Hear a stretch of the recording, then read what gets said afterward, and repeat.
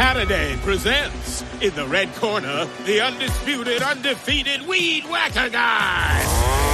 Champion of hurling grass and pollen everywhere. And in the blue corner, the challenger, extra strength Hannity. Eye drops that work all day to prevent the release of histamines that cause itchy allergy eyes. And the winner by knockout is Hannity.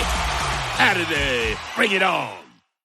This program contains subject matter and language that may be disturbing to some viewers. Viewer discretion is advised. Savaged, unfiltered. Your host, Michael Gardner.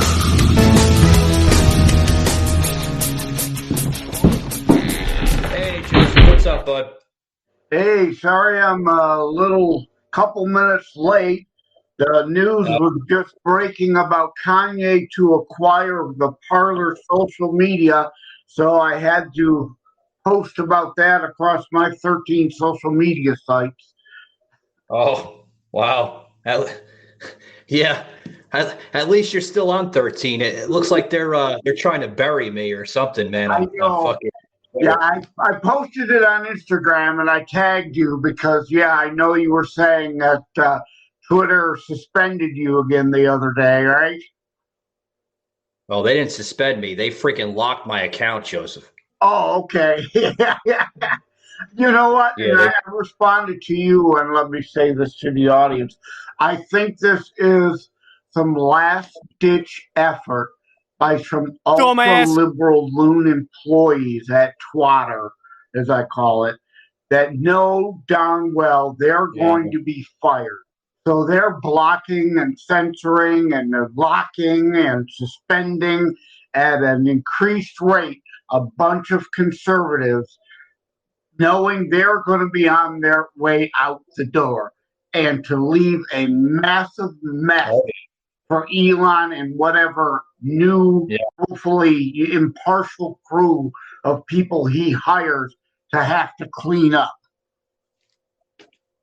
Oh, yeah. Yeah, I noticed something, when I post something, because it's been about 2 days, folks, since I lost the account. I mean, literally, it was like literally the day after I signed up for Twitter, I get like a notification message, and it says that your account has been locked due to sensitive material and dangerous rhetoric. They use those words, Joseph. Like they're saying they're wrong with me, So, anyways, what can you do, right? You can't really do much about it. Hopefully, when Elon Musk, officially takes over the damn platform, we'll see it more of a free speech market. But right now, free speech does not exist on Twitter or any other platforms like Facebook or Instagram, for that matter. Yeah, I'm going to wait to appeal my suspension until such time as Elon has time to get in, take over, fire people, hire new ones. And then I may get a fair shake sometime next year to being restored, because I've been on there since 2006. I've got a lot of content there. I don't want to lose it. Yeah. Yeah. I mean, we just signed up. I mean, hell, we didn't even hit like 1,000, the 1,000 mark with followers, because literally it was like the first day, and then the second day we got that notification, and I'm like, what the hell is this? They're fucking pulling the plug, and they're like, that was it, man. It was a post that I posted with what the hell was it? I'm trying to remember what the hell it was. Oh, there was a rally that. Well, it wasn't really a rally. It was more like people showing up because they're, fed up with Joe Biden. And he was coming into town in this California town. And I posted that, and I guess Twitter sees it as, somewhat of harassment or, a threat or this or that. I mean, I guess I can't express my patriotic views, right? Yeah. So it is what it is. So, Joseph, about another, what do we have? Another 15, 20 minutes before Lance comes in here. We have a gentleman by the name of Lance Hillsinger, guys, joining us. He wrote his book, Build a Better Bridge for Social Policy of the 21st Century. That should be an interesting conversation we have with him on that, because there's a lot of things I want to ask Mr. Hillsinger on why he decided to write a book like that, because obviously, Joseph, this ties into welfare and, today's welfare system. And I'm told that a lot of that is inside of his book. So interesting conversation we have with Mr. Hillsinger, because obviously you're an author yourself and you could tie into a lot of, material with that as well too. So, yeah, but his stuff seems pretty political. So, we won't have to shy away from that. Oh, highly political. Yeah, he's been on a lot of podcast episodes, a lot of podcast platforms. God, I think he's doing like maybe 10 or 20 a week, kind of similar to the person I had not too long ago, Mr. Vic Vieri, and which I got yelled at by I guess one of the people that work for him or something. It's Vieri, Michael, not Vieira. I kept on calling him Vieira, and I thought there was an I at the end instead of an A. But it's okay, I guess. Yeah, those things are going to happen, right? So, yeah, it is what it is. It is. With my last name, Lenard, Leonard, people always want to pronounce it Leonard. So, you just got to go with the flow. Yeah. Yeah. According to some news here, we talked about some news earlier in the episode today.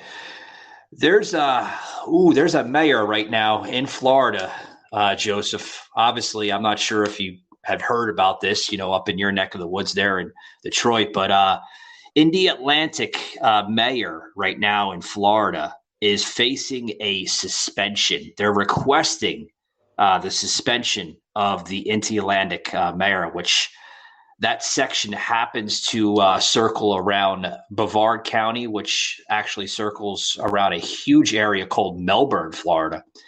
And this is coming out of the Brevard County Commission has called for Florida Governor Ron DeSantis to suspend Indy Atlantic Mayor Dave Bergman from the office after he allegedly struck a political candidate with whom he had a long-time feud with in the face. Get this, Joseph, with a rake. He hit him with a rake. Now, you're going to have to explain this to me if you even fully know. I understand governors, and true in Florida for DeSantis, have the power to indeed remove a district attorney or an attorney general that is not upholding the Constitution and the state laws. But a particular mayor, and you're using the word suspend versus the people getting to attempt to recall him, I don't know about the validity and legality of that, and they may be confusing that he has power to do that for DAs because that's a law enforcement thing, whereas a mayor is a different animal. I don't know whether he does or does not have the authority. Have you checked with any legal counsel to see if that is indeed true?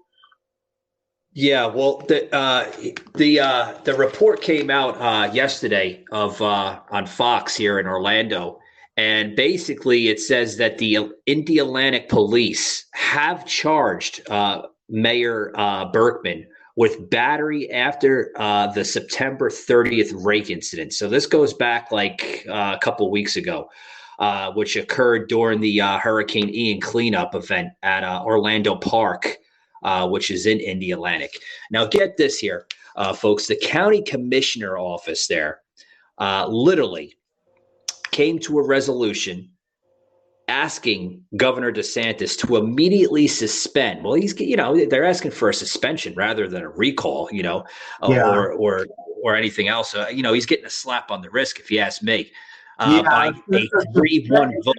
A suspension versus a removal. Yeah, I don't know what that legally then does for the city.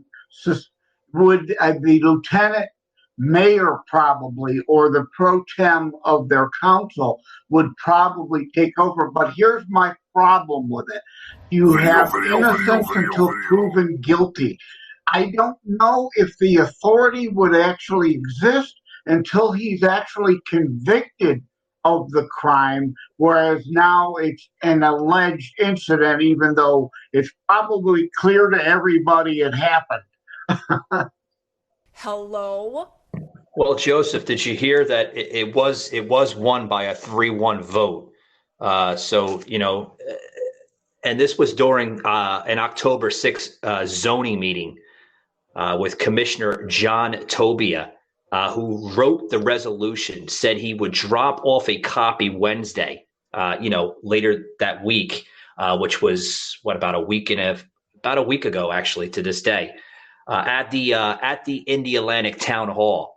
Now, on the flip side of this, Joseph, the town council literally came up with a resolution that Wednesday, commending Berkman's 18 years of town hall service. So the reason why they're giving him a slap on the wrist, folks, is because he has a really, really good service with the community of 18 years. But still, it's a charge. It's time. We've got a global fan event to launch. Drum roll, please. Are you ready for Tudum? Are you ready? I'm ready. Today I get to share a special gift. It's happening. Coming at you right now. Tudum is back. Let's reveal some steamy secrets, shall we? I'm very excited for you guys to see it. I'll meet you there. Check out the news you've been waiting for. Get ready for some action. Bonjour, Tudum. It's time. Chegou a hora. Let me tell you what you're about to witness. I'm so excited to introduce my new movie. A lot of blood, sweat, and tears went into making this. Here's a sneak peek behind the scenes. It's very exciting, Yes. Hola, hola. Thanks for joining us. Let's get down to business. It's happening. It's magical. Se viene, gente. Se viene. I'm into it, babe. I'm into it. Go time. Take it away. Get ready to have your world turned upside down. I'm ready. Are you ready? Ready. Ready. Because we're sounding the alarm. In 5, 4, 3, 2, 1. Positions, everyone. We got this. Right? Savaged, unfiltered. Battery. Do you think he should go to jail for that, or they just kind of like, it happened. He's got a little angry.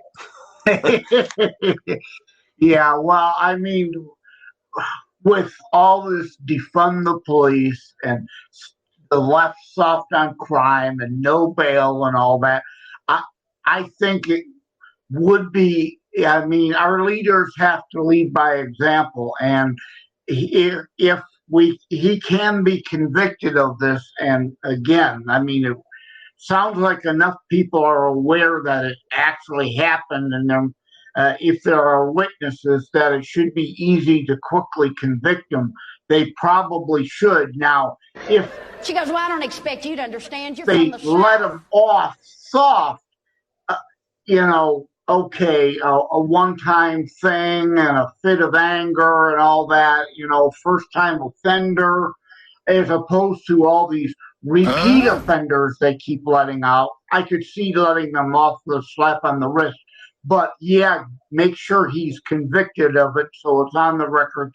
And we're on the record as being rule of law. And we are going to punish criminals. Would be a good thing. Joseph, I just read into this. Governor Ron DeSantis does have the power to remove him because Ron DeSantis would be over that as a jurisdiction status. So he does have the power to remove him. But you got to remember something here. Berkman, folks, has served as a mayor of this town of Indy Atlantic in Brevard County since 2008. Now get this, Joseph. His reelection is on the November ballot next month, which his term ends on December 7th. and his opponent Mark McDermott is supposed to be running against him. Now, if he does get removed from the office of mayor, right, for that town, we could see McDermott replace him in a special elections, which could happen right before the November elections that take place. So you never know. You know what I mean? Yeah. You never know, but here's the thing here. Like I said, we just reached out to Mr. Hillsinger, so he should be joining us here momentarily in the next 10 minutes. But I want to go into a little bit with this, folks, to kind of keep the show going until we get Mr. Lance Hillsinger in. During the September 30th park cleanup, Berkman entered a not guilty plea and waived arraignment just last week. Now, folks, this battery is a first-degree misdemeanor and punishable up to 1 year in jail with a $1,000 fine here in the state of Florida. You hit somebody, you're facing 1 year in jail. It's a first-degree misdemeanor crime, and just because you're a mayor, you should face the consequences, right, Joseph? Exactly.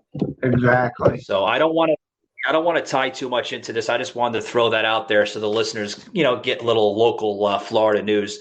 But guys, without further ado here, I want to bring in our guest here on hour one here, Mr. Lance Hillsinger, the author of his book here, Build a Better Bridge, Social Policy for the 21st Century. Welcome to Savage Unfiltered, sir. How you doing, Mr. Hillsinger? I'm doing fine, Michael. Thank you. Thank you. Yeah, thank you for being part of the show. I want to get into some topics with you, buddy, about some of your work and some of your book that you had wrote in this social policy here. And before I get into that, I see that you're a social worker of 34 years. Is that correct? That's correct. Oh, okay. That's what made you get into the industry? I'm sorry, San Francisco County. Oh, okay. Okay. What made you get into the industry? More luck than anything else. I was a recent graduate of Vanderbilt. I was looking for work. I was or a better job, and I managed to just find this at the Hall of Records back in the pre-internet days. Found this job listing. Oh, wow. Okay. Oh, wow. Okay. Joining me here, Lance, is the co-host here on Monday and Wednesdays here, which is also part of the show here, Mr. Joseph M. Leonard. He's the author of Terror Strikes Coming to a City Near You. Joseph, you got any questions here for Lance? Yeah, actually, I know we're here to talk about the other book, but in full disclosure, I've not read your books, but I've looked into them, and I looked into the Look Inside feature of your In Place of the Parent book via the Amazon Look Inside feature, and I see where you say grammatically a child can have just a single best interest. The legal code in its binary thinking follows this grammatical convention. And you kind of then go on to say about how it indeed is in the best interest to receive formal moral instruction and live in a safe neighborhood, go to others, whatever, that you have to look at a whole picture, not one single focus. And I agree with you wholeheartedly on that the system does not really do our children well when they enter them. Well, thank you. I appreciate that. That's a point I wanted to make, but a lot of people have missed that. I think a child has best interests, plural, and the legal system calls it a best interest.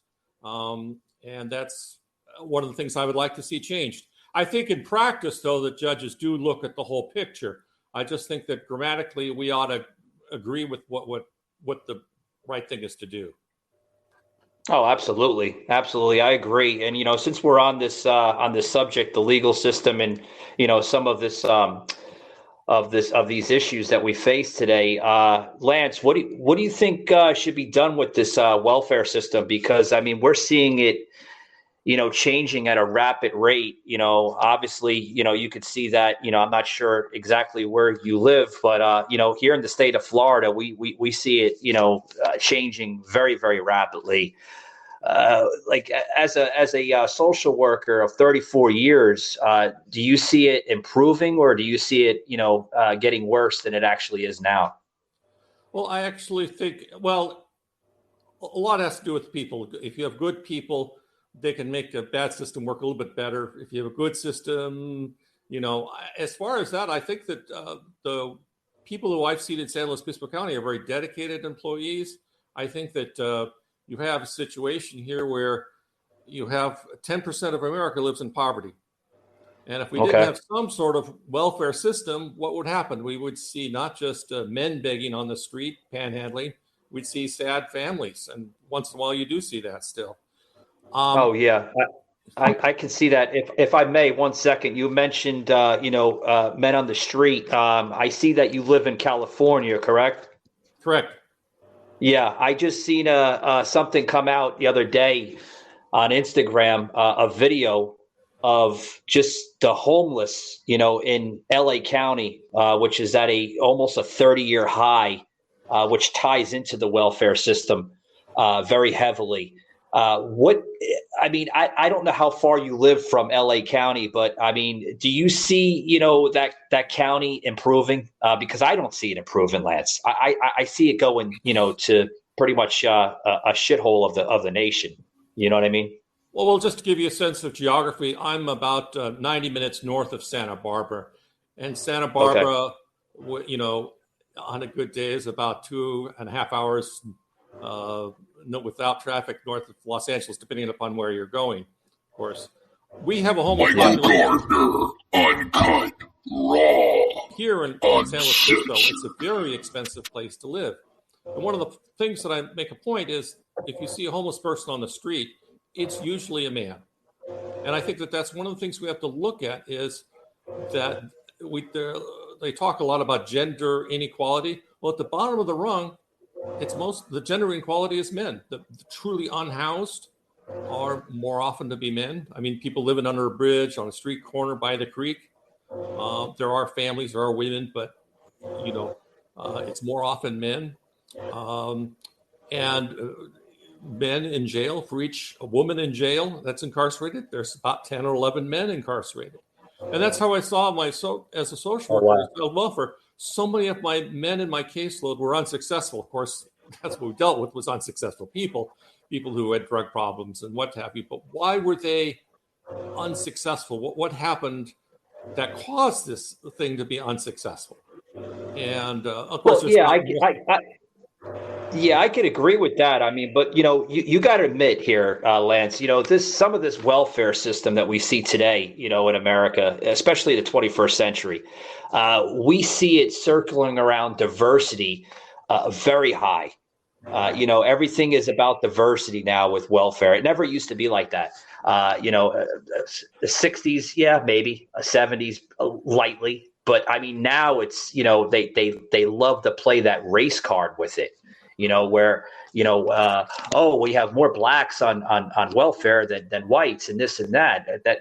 That's actually true. Why do you think we see more blacks on welfare more days than it used to be? I don't know as far as the percentage. Yes, you're right. People of color or non-white, whichever terminology you want to use, have been disproportionately on welfare rolls. I'd like to check. And there's not one explanation for that. And what I want to go back to, though, is education.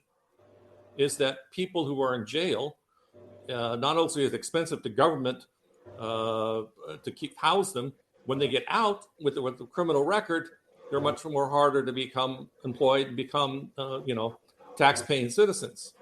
And so I think the government has been pretty much the services there are what people need. And one of the things that I get point in my new book is that manufacturing is about 2/3 of what it was in the 90s.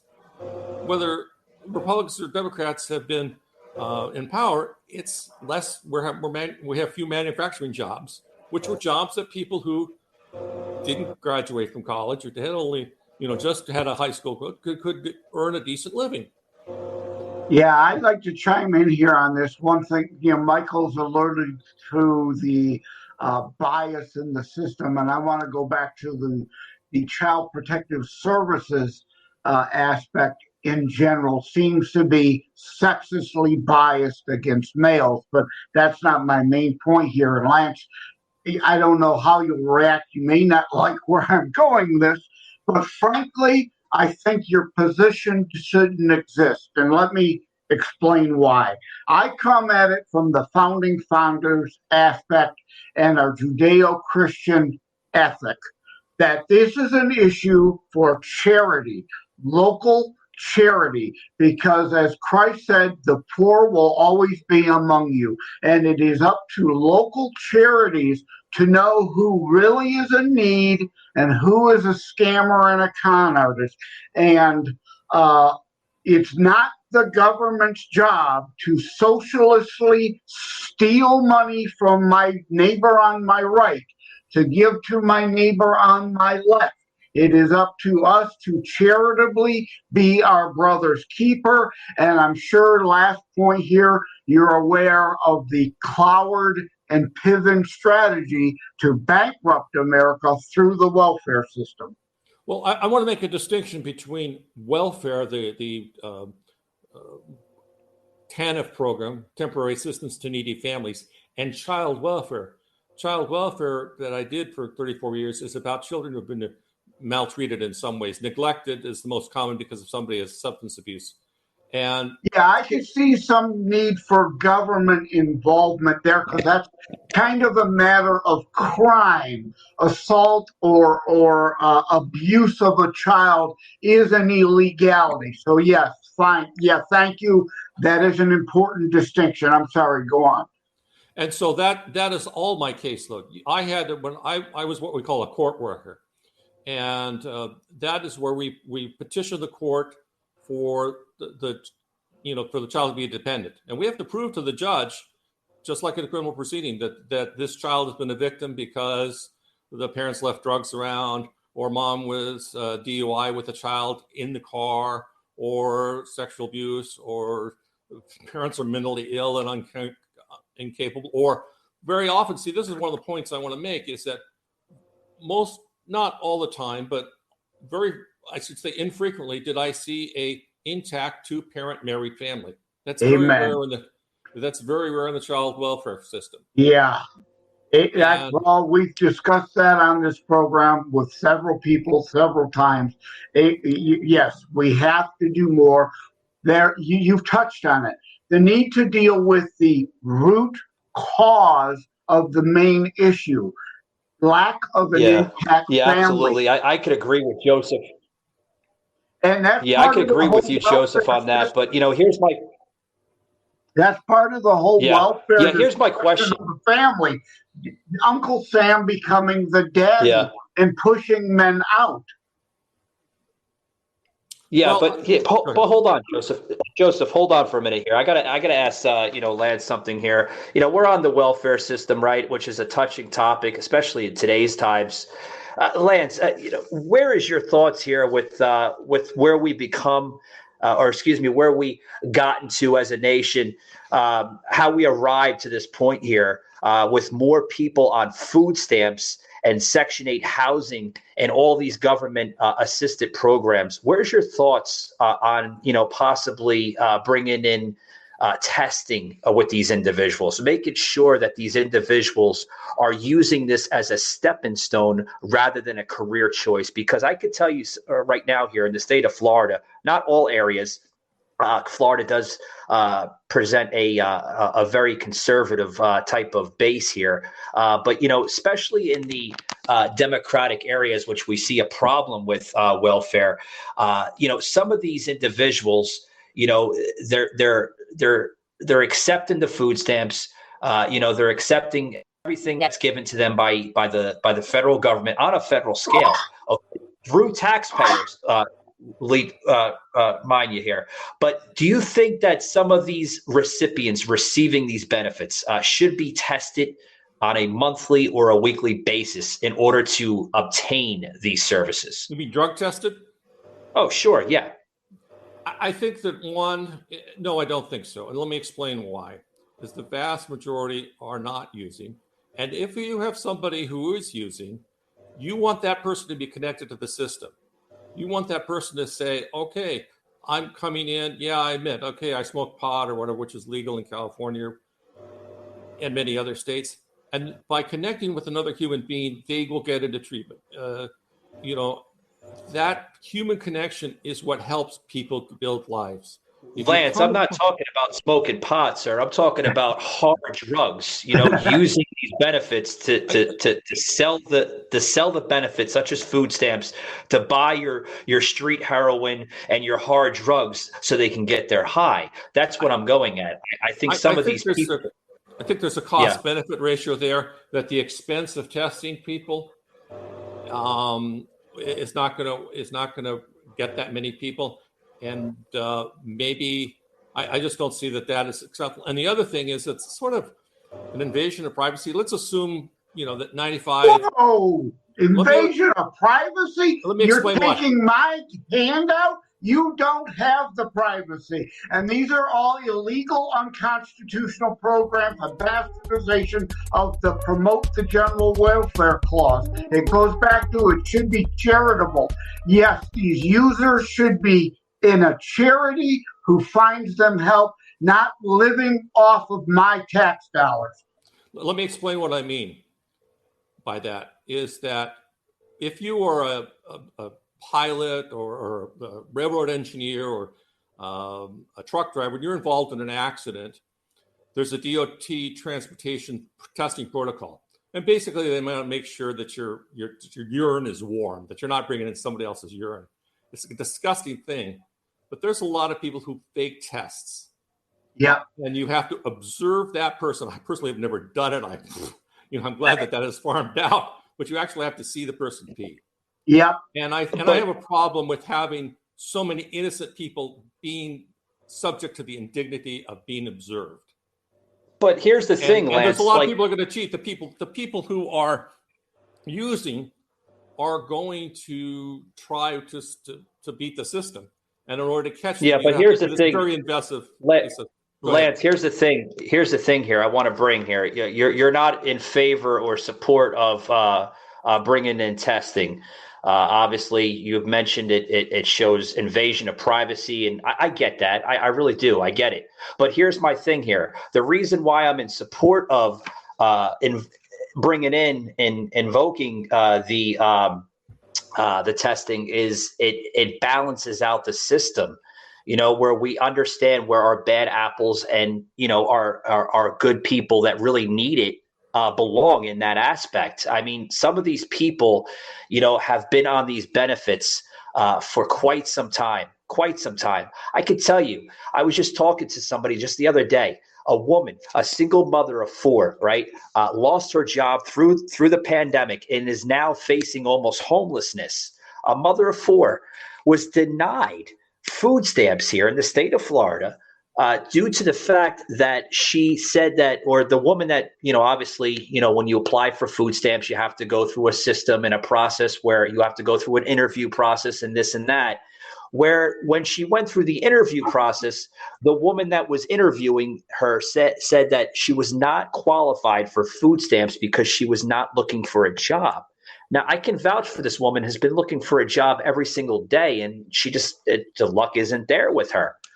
Yeah, there's that bias in the system. I agree with you. There's a whole lot of huge amount of. I'm not saying Lance does this, but there's a whole lot of these workers who have their own personal biases in who they grant these benefits to. And I also agree with Mike, and there needs to at least be some sort of compromise in the system, whereas you as the worker have the authority that if you suspect someone is on drugs, to require them to test But Well, maybe here's the thing, Joseph. Joseph, here's the thing, buddy. Like, if there's no testing involved, this system is going to stay broken for generations after generations after generations, and you're going to see this country not healing, but literally breaking down and failing as a society. We have more people in welfare than ever before, ever. That's You know, the whole coward and piven intent. And again, why we need to shut it all down. Food stamps are unconstitutional. Go to a food bank. That's the way it's supposed to be done. That's the way it used to be done. That's how we've got to get back to local people knowing who really is in need versus those just scamming the system. Yeah. Well, the problem is I have with that, Joseph, is that charity varies greatly from one county to the next. And so if you're a poor person, maybe you're deserving, you've lost a job, like the person said, you've been trying to look for work. And one county, you find a charity, and the next county over, you don't. So what food stamps does, it says, okay, we're all Americans. We're all deserving here if we fall in hard times. But what I want to get back to is why has there been this increase in food stamps? And mainly it's demographics. There has been, there has actually, you talked about subsidized housing. It's actually about 15% less likely for a family now to get housing than it was 15 years ago. And why is that, Lance?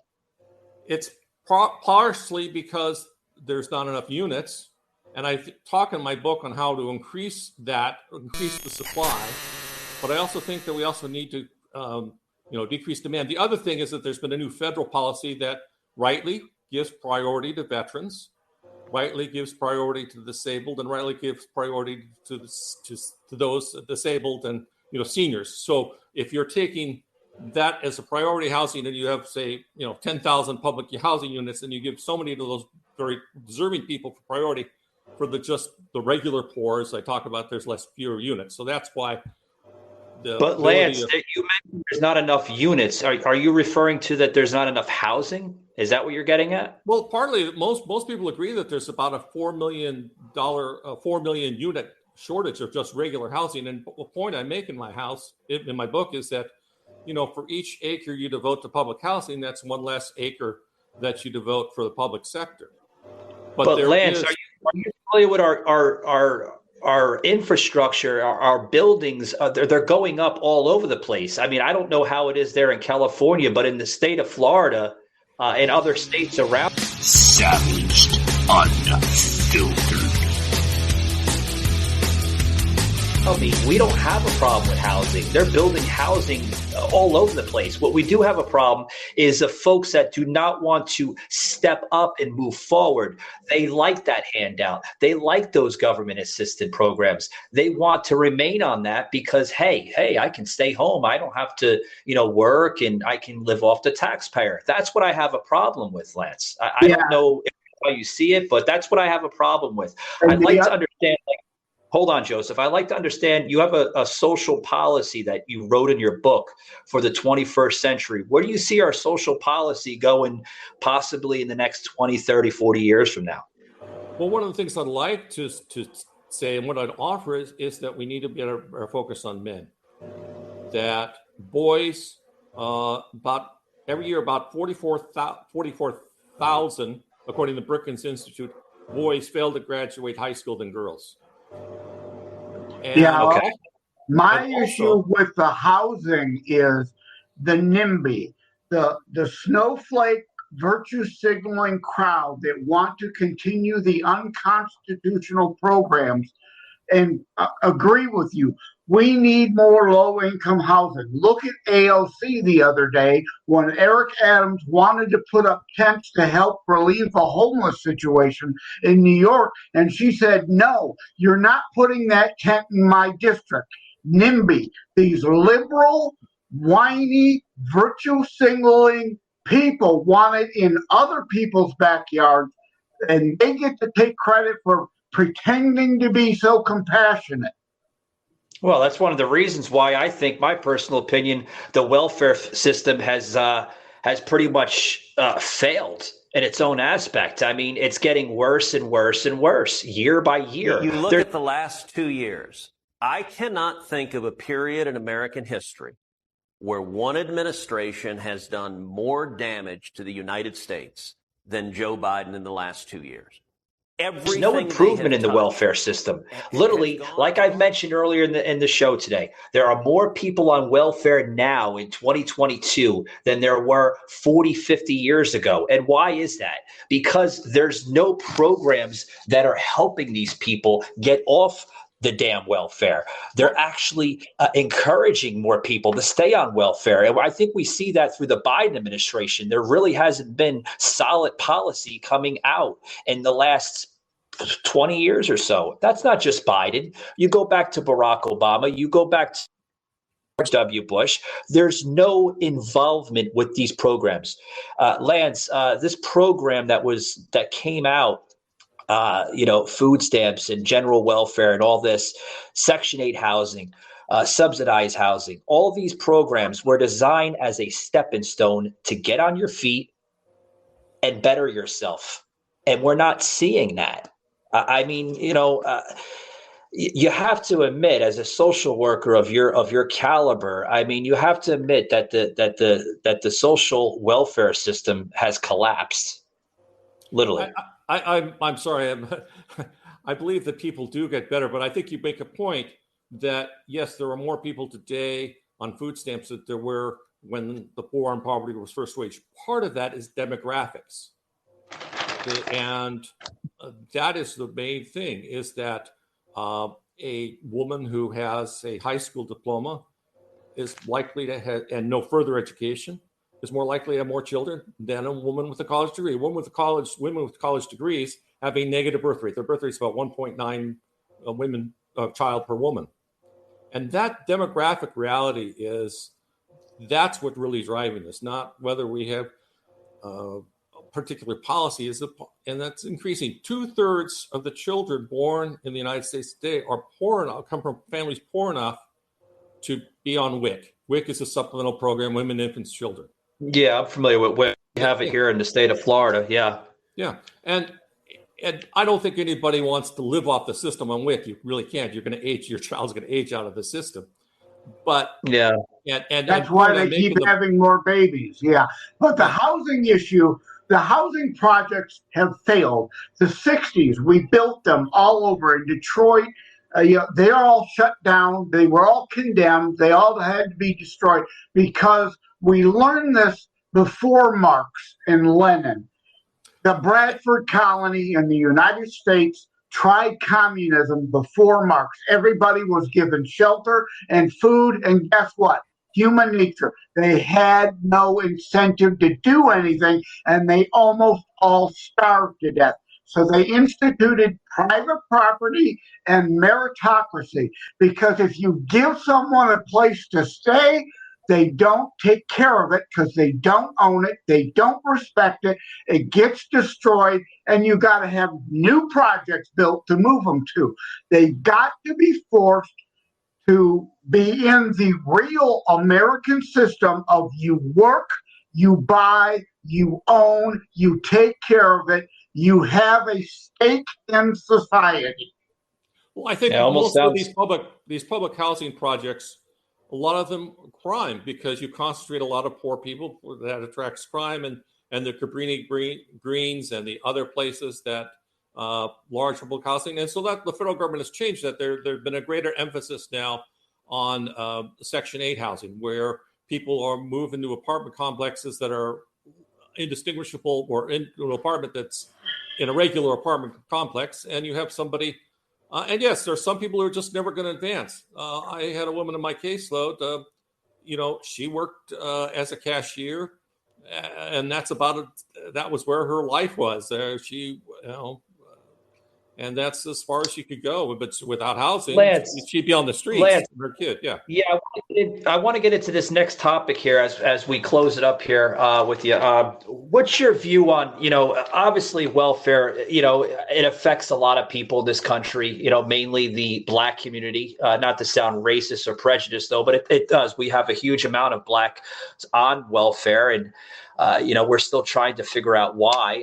I understand why. It's, lack of education and sometimes fatherless homes show a huge majority in the Black communities. Little with the white community, but usually with Black and stuff like that, there is a fatherless environment there. But I want to shift the focus over to immigrants here, which we see a lot of immigrants now going on welfare. Used to never be like that, Lance. We used to have the traditional immigrant that would migrate from Mexico or Guatemala or any other nation near us, come to this country for a better opportunity to support themselves, possibly support their families. But we're seeing more and more immigrants coming into this country. And I'm going to use these words. Exactly, Joseph. I'm going to use these words because it's absolutely true.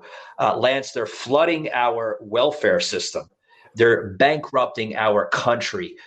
More and more taxpayers are now expected to foot the bill for these people. And that's where Cloward and Piven, that's where Cloward and Piven comes in. It's a purposeful, intentional, malice of forethought action to bankrupt the nation. Well, as far as there's all sorts of different types of social welfare programs. And you have to be a citizen to get cash aid. You don't necessarily have to be a citizen in California. You don't have to be a citizen to get medical care, considering that is an expense. And I agree that is one of these things that is is going to be taxing is on. Yeah. Do you support that view from Gavin Newsom saying that you don't need to be a citizen nor a citizen of the state of California to receive benefits? Well, I think that's disgusting, if you ask me. Yeah, and it's one of those things that, to get food stamps or something like that I am bothered by that. On the other hand, do I want someone to starve? No, but I think that one of the things I write in my book is I think that, like in agriculture, California's dependent upon farm labor. And one of the things I think is that we ought to go back to the World War II system. In World War II, there was a system by which Mexicans could work in the fields. And after so much time, they would return to Mexico and they got a end of contract bonus. But it was contingent upon them returning to Mexico. Now, a lot of them got stiffed. They did, But I think nowadays, listen to this. The U.S. just agreed. The U.S. just agreed to let 24,000 Venezuelans apply online for benefits and fly them directly into the U.S. for temporary stays. Now, some of these Venezuelans that have been in the country have applied for benefits, have applied for subsidized housing, and most of them were approved. Even in your state of California, Gavin Newsom just turned ahead on that. And it's okay. I'm not familiar with that particular thing, but I do think we should move to a thing where asylum means asylum. Now, let me give a distinction. Yeah. There's a lot of women in this world who are mistreated. And that's a terrible tragedy. But that doesn't mean that a woman's entitled to asylum claim. Now, if a woman has a shelter program and she's doing something to help women, and because of her notoriety in her home country, she's subject to some sort of threats or something by the police, then granting her asylum makes sense because that advances the rule of law. And I agree with that. Asylum as an issue there, but Biden is turning away Venezuelans, the ones who are actually qualified for asylum, escaping the tyrannical, fascistic government, and he's turning them away. But the problem here with like the Newsom and all other sanctuary cities promising to give taxpayer dollars if you just show up illegally is that it produces an incentive for still more illegals to flood the nation. because we've all mentioned rule of law. We have to have rule of law. And I am all for legal immigration. And like you alluded to, like the World War II program, we can discuss that. A legal visa system for where California can count on that basically new slave labor they want because they don't want to pay actual wages, livable wages to American citizens. But that's the new Democrat plantation slavery. And what, Joseph, the U.S. policy does have the right to deny asylum. We have the right to deny asylum from anybody that's seeking it. If we feel that we should deny it, then we have that right as a nation. I agree, Michael, but my argument is that Venezuela is the one South American country where, under the rules, amnesty or not amnesty, sorry, wrong word, absolutely wrong word. Asylum really applies. Meanwhile, he's not turning back anybody from any other nation, millions over the last several years, but he wants to turn back 100 Venezuelans or whatever the stat is a day as a pretend show that he's now being tougher on the border, and he's targeting the exact people who would actually qualify for asylum while letting all the others who would not qualify for asylum to continue to flood the border. Well, I want to say that I'm not an expert on immigration. That's not my field. I've had some people in my caseload that had immigration issues, but let me just say that I read a study when you said about sending people back, we have the right, that there's a great variability in federal judges that's, percentage-wise. This court will send back 10%, this other court will send back 60%. And we need, whatever the rule is, it needs to be applied uniformly amongst all districts. Yeah. There's personal biases in the system again. Yeah. But I want to tell you, and even though there is a social welfare cost, specifically in education, border states, border cities, yes, they have to make a lot of effort to educate kids that are now in their jurisdiction, in their district. But that's only one part of what the of the tax on, or the demand on the social welfare system.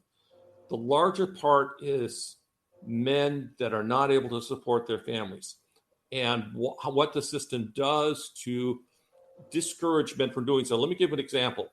If you have a woman on welfare, say she has 2 children by 2 different men, and one of the fathers got a decent job, and he pays child support. His child support will be more than what the woman will get on welfare. So she'd be like a family of 2, one herself and the child.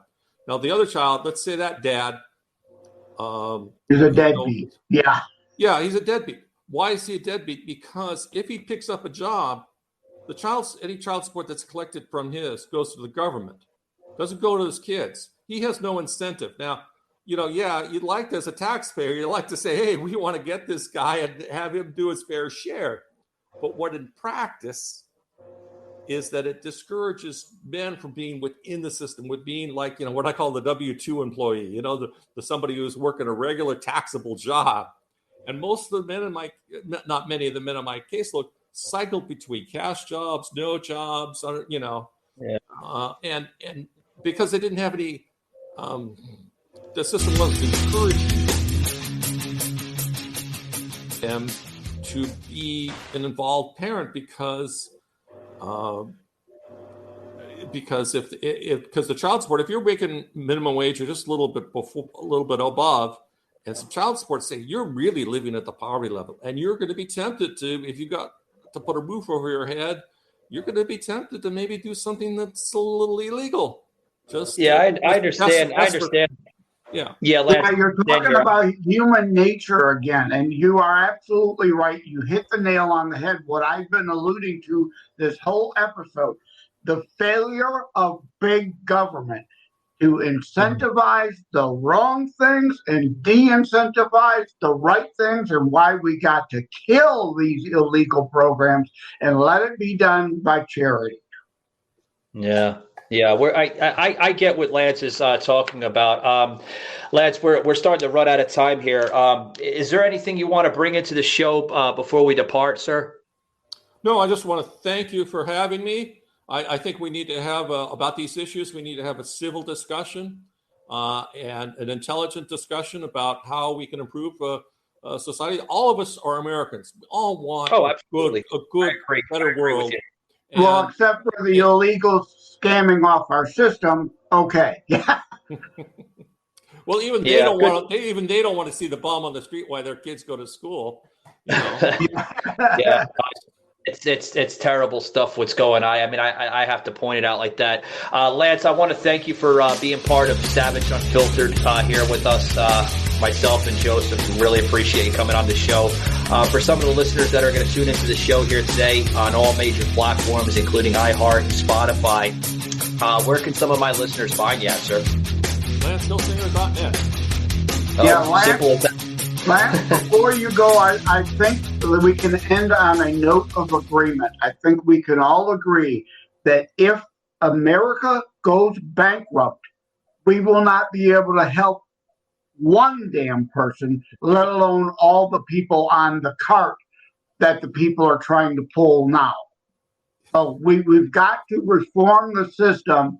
Otherwise, again, everybody goes hungry if we go bankrupt. Right. If the ship goes down, we all go down. Yeah, we don't want that. Lance, thanks very much for tuning in, buddy, and good luck with your future endeavors, sir. All right, thank you very much. All right. So yeah, we just had Mr. Lance Hillsinger, guys, on the show. Thank you very much for joining us here. Savaged Unfiltered.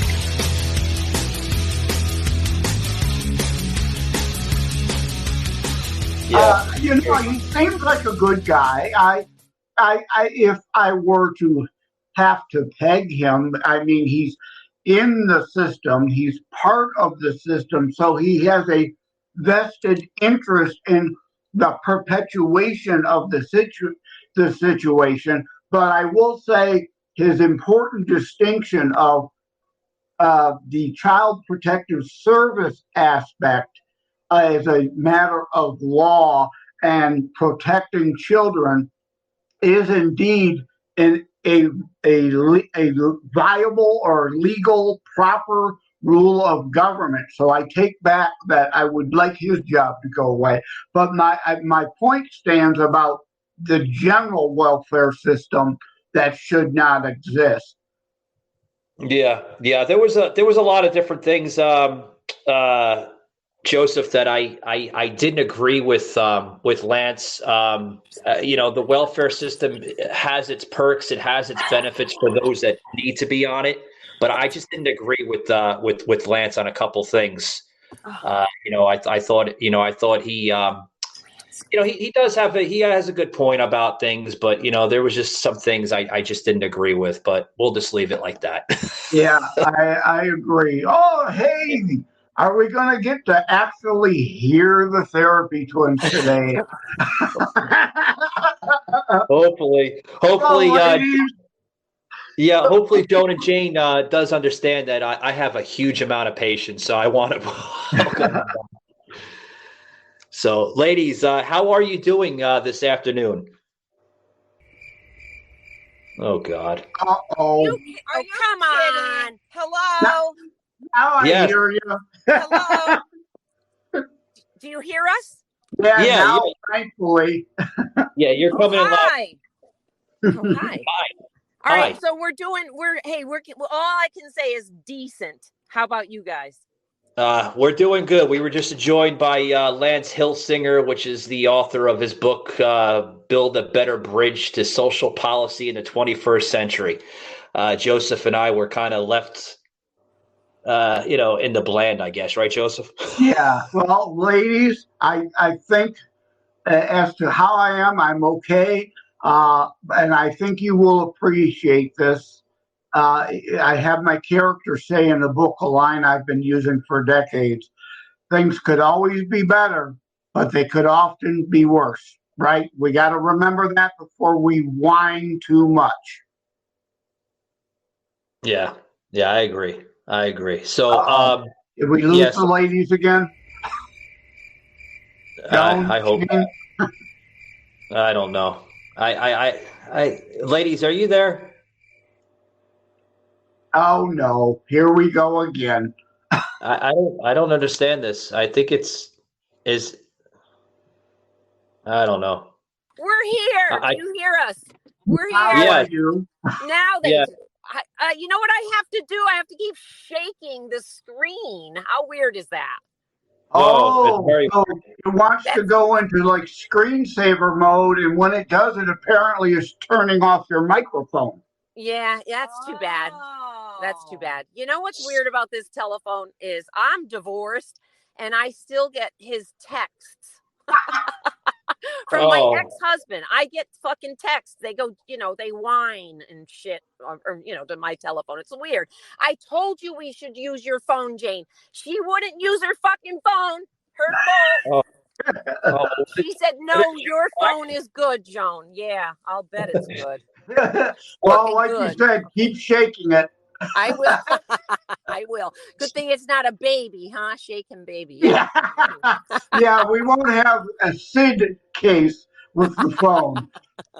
So what have you ladies been up to since the last time we chatted? It's been a while. It has. We've what? I think we've made our living space a little cleaner-ish, or we're outside in the parking lot to where we live, telling the people that we're not robbing the cars. Our little car looks very suspicious near the tennis court because we couldn't get the internet inside. Wow. So I hope you think this is a good interview because we're outside. Yeah, and to throw back to the previous guest, you're trying to convince your neighbors you're not homeless squatters. Well, you should see the way we're dressed. We sort of look like that. Oh boy. Well, Joan and Jane, you ladies, you live in South Florida, right? So I mean, you're going to feel sorry for us. No, don't. Yeah, you're going to get that squatter type of thing, especially in South Florida, where people you could wear like a freaking thing of sweatpants, and they would look at you as a homeless person. No, I'm just jogging. I'm not homeless. Right.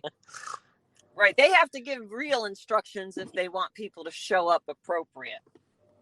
I think they lost us again. No, we hear you. We hear you.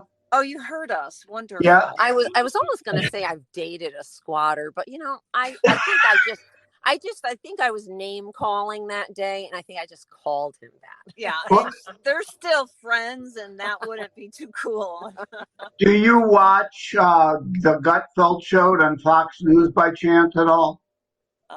We don't watch the news. Oh, okay. Well, the Gutfeld show, it's a late night show, so it's kind of like the other late night shows. There's a lot of humor involved.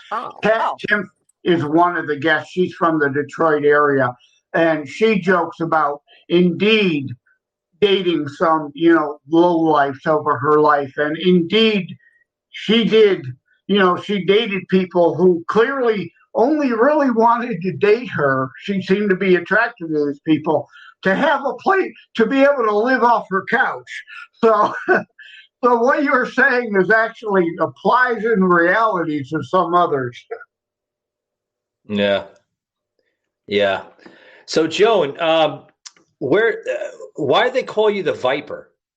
How'd that come out? Do you hear us? Yeah, we hear you. Yeah. Well, she called herself that, I thought. No, it's my ex-husband.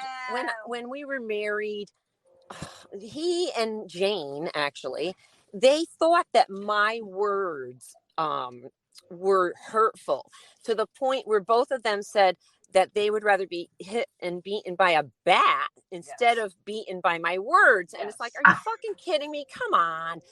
So I guess my God. Words hurt. So when he said that you act like a snake, I said, which one? I asked him which one. He said a viper. A viper. Oh, okay. So Jane and your ex-husband kind of at one point teamed up, but you landed up with Jane in the divorce. Yes. Absolutely. Absolutely. Yeah. And actually, yeah. And he calls, whenever he calls, you know what he says? He'll say, "Is Jane around?" All right.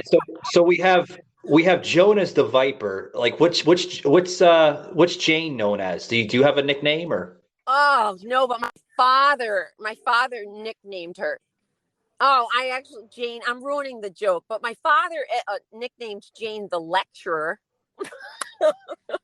I used to call Jane something else. The lecturer. And then Saturday Night Live was pretty good in the 70s, and I did like 80s. Jane Curtin. No, I watched it earlier, and it was Jane, you ignorant slut. And see, we both ruined the joke. We both fucking ruined that joke. Yeah, and the younger folks out there are saying, "What? Saturday night? What? They don't watch that crap. It's so crap these days." That's right. And they wouldn't know who Jane Curtin was, but yeah, I liked the joke. Well, I loved it. Joseph, according to their website, they do have compassion. It says it on the. Good luck. Yeah. Good luck finding it.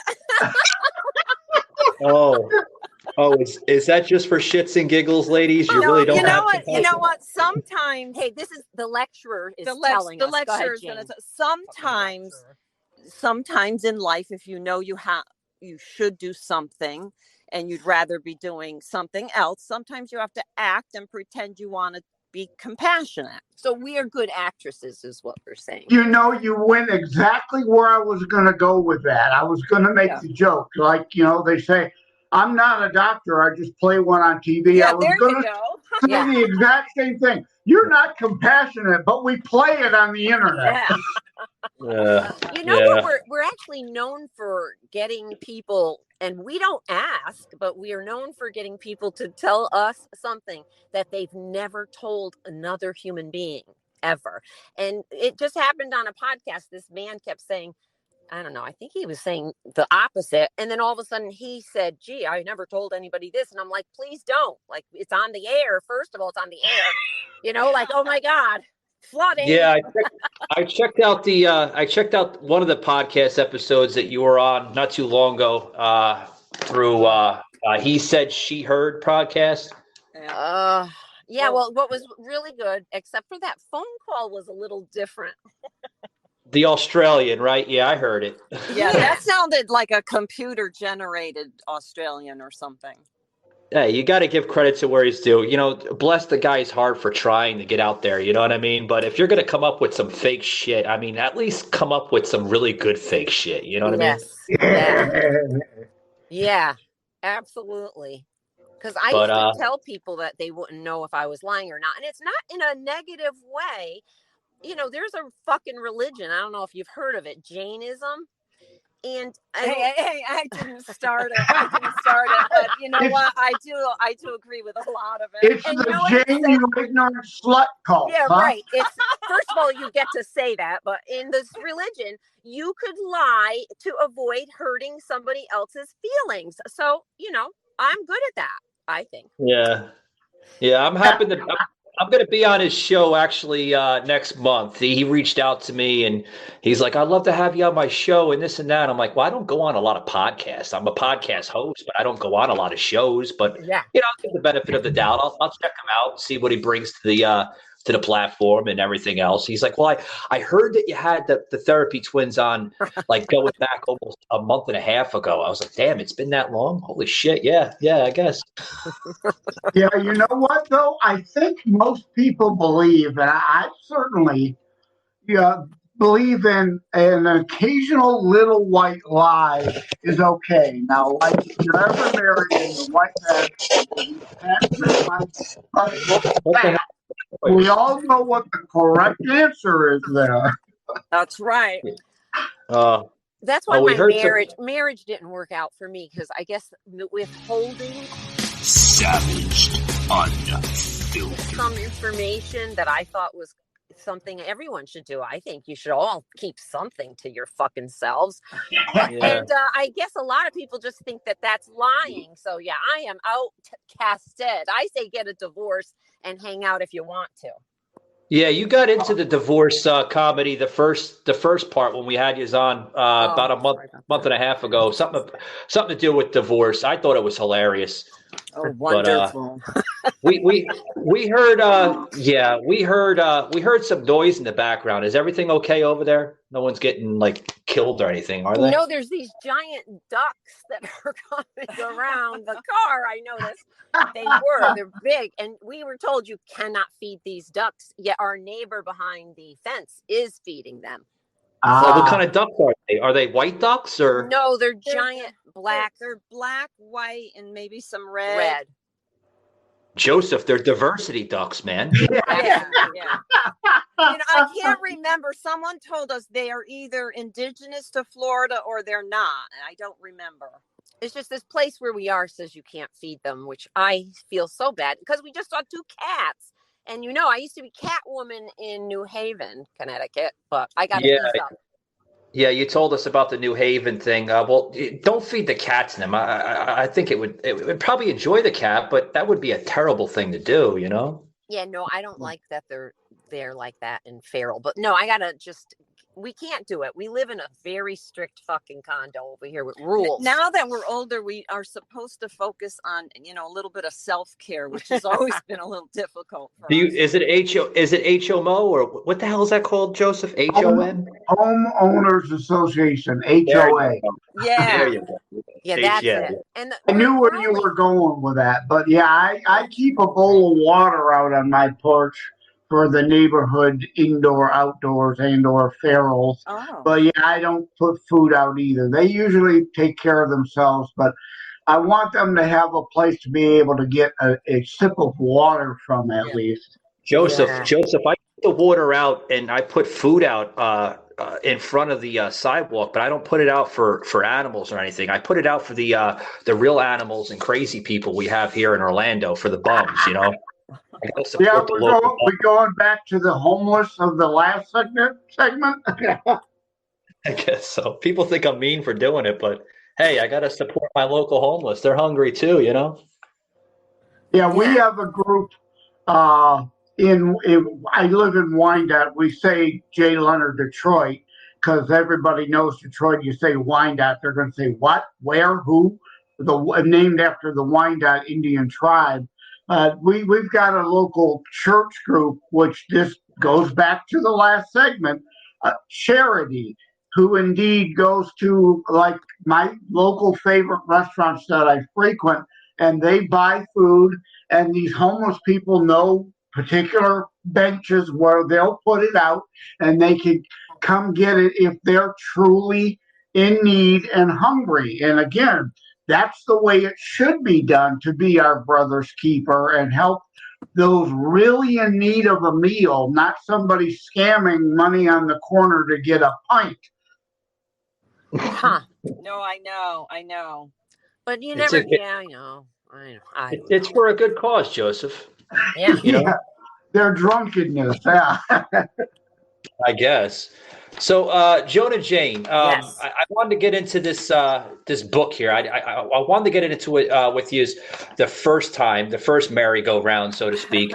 This book called Life Wisdom World Search, Yoga for the Brain, which you happen to your contributors, right, to the authors that wrote it? Yes. Can you hear us? Yeah, we can hear you. Okay.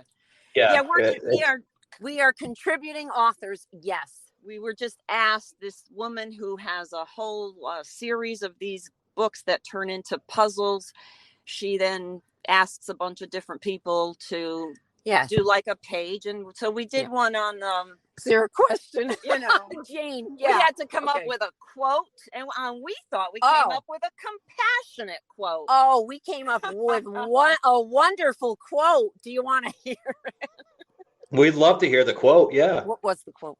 I know. If you don't like, okay. Go ahead. If you don't like what your mind is saying, ask your heart. Oh. And that's how we taught ourselves compassion. But listen, you know, the story comes from, Joan knows the story. It came from one of her firefighter clients or the firefighter's family member. And it came out like, when you think about what a firefighter does is they're running into the building that's on fire. The rest of us are running out of the building or away, you know? And so we're getting basically, the they're basically their brother's keeper. They're going to do the next right thing, however you want to say it, the next compassionate thing. And that's where that came from. You got to listen to your heart, but at the end of the day, for the compassion, indeed, as if the heart were a thinking organ, theoretically here. But at the end of the day, your mind, logic, and reason have to compel and suppress some of the stupid things your heart may tell you to do. Yeah, right. I know. Because Jane likes Jesus, and I sometimes I think. Did we lose you? Shake the phone. Here we are. Okay. But Jane likes Jesus, and I was going to say, sometimes I'll think, well, you give your gloves to a homeless person, but then they need your jacket too. Like, do I give everything away and then I die? So I could never be Jesus, because Jesus would have maybe whatever. He was just, today, obviously, it wouldn't go well for Jesus as well. Well, you know what they say with the twins, right? Usually the one twin has all the intelligence and the other twin lacks a little bit of it. That's what I heard. I don't know if it's true or not. Well, what's interesting about that, Michael, is I was born with a brain tumor, and I had a lot of convulsions after, and then until the operation. And a lot of times I am very concrete. Are you there? Oh, well, now I almost sound like a jackass. I'm sorry. Oh, no. The lecturer, he says he sounds like a jackass. No. Because you know what? Here's what I'm going to say. I don't know. She's a bitch. Yeah. Here's what I want to say I do. I look at, like, sometimes I'll be like, well, instead of saying savaged, unfiltered. What's the next compassionate thing to do? I might not know what that is. So sometimes in my head, I might think, well, what would someone like Jesus do? What would Martin Luther King Jr. do? Gandhi, what would those people do? Yeah. Right? So I don't know if you guys know this, but within a family, within a lot of different relationships, sometimes the one that appears to be nicer isn't. Virtue signaling. And you're kind of alluding back to the first segment again. And the point I was making, if America goes bankrupt, it can't help anybody. And like you said, it's good to help others, but you can't do it to the point where you harm yourself, because then you can't help anybody else, even yourself. And it's like on an airplane. And they lose altitude, the oxygen mask comes down. What do they tell you? Put your mask on first. Because if you come Hey, Joseph, good luck with that, buddy. Sometimes, here's the thing I'm going to do. If one person next to me says, put your mask on, I'm going to look at him and I'm going to say, yeah. No. No, he means the oxygen mask that comes down. Oxygen mask we're talking about. You've got to put on your own oxygen mask, because if you come to asphyxia or dysphoria or whatever the hell, hypoxia, you can't help anybody else. Right. Yeah, I have to apologize, ladies, because Joseph understands that I suffered some type of hurricane disease from Hurricane Ian, so my brain has been kind of warped. Yeah, right, Michael's got hurricane brain, I call it, right? Oh, well, then how refreshing, isn't it? I'm not a doctor either, but I play one during these episodes. Yeah, right. Because that squatter that I called a squatter also has a major head injury. Yeah, I'm good with head injuries. Oh yeah, we see a lot of squatters around here in Orlando. So there's so many of them around. I was just I was over in downtown Orlando the other day, and I love walking around Lake Eola, which is the giant, hole in the. Basically, somebody told me at one time that was like an asteroid or something that hit the part of Orlando. I'm like, what? Oh, really? Okay. Yeah, maybe I could believe it. I don't know. I was like, yeah, all right, whatever. Go smoke your ganga or whatever the hell you're smoking.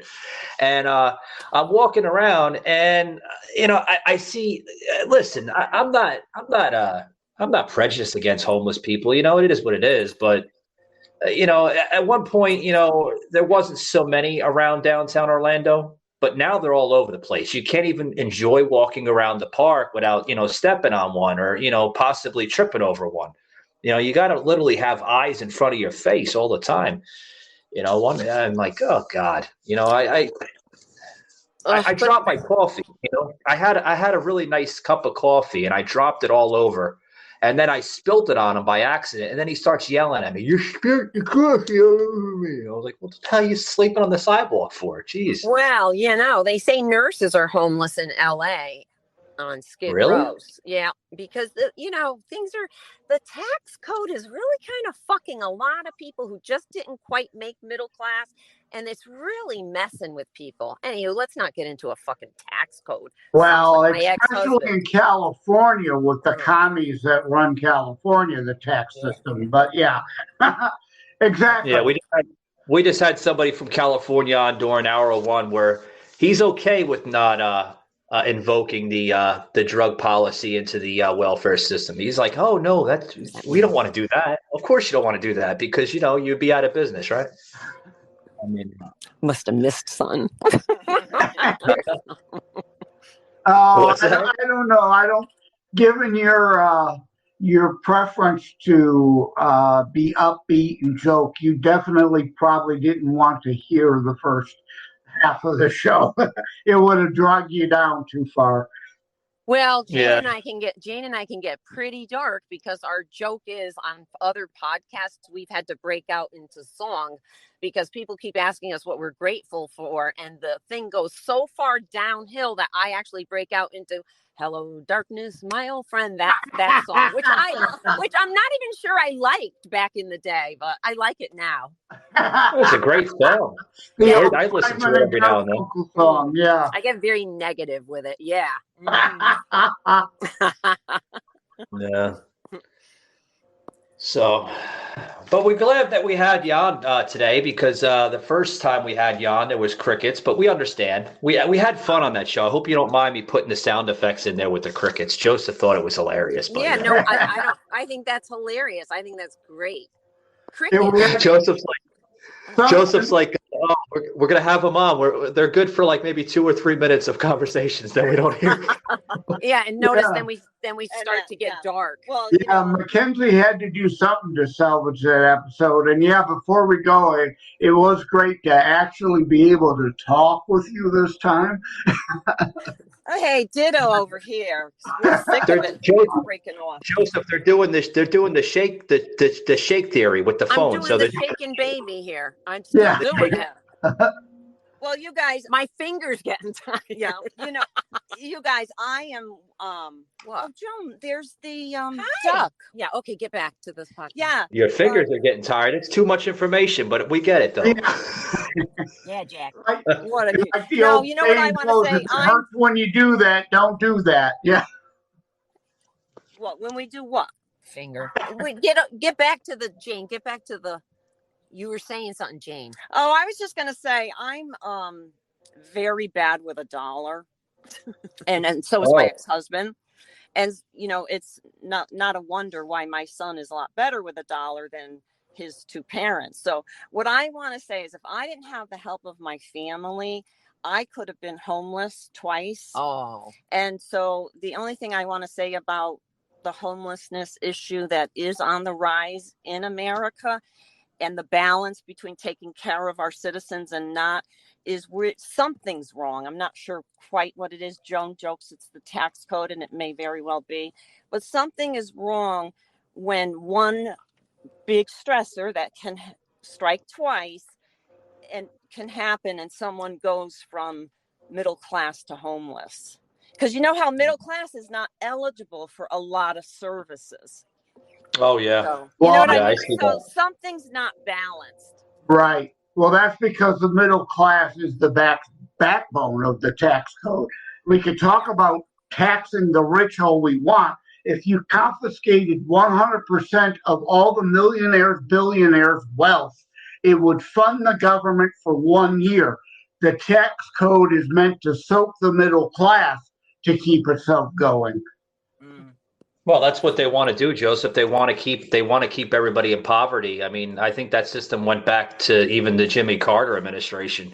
They do. You know, like if they see the middle class go into that next bracket in the income system, they're going to be like, "What? No, that cannot happen." That. Right. No. We cannot have a middle class person becoming a wealthy person and rich and famous and this and that. No. Then that defeats the purpose. Then where do we go next? Then they're scratching their heads and they're coming up with all different types of fucking ideas and this and that.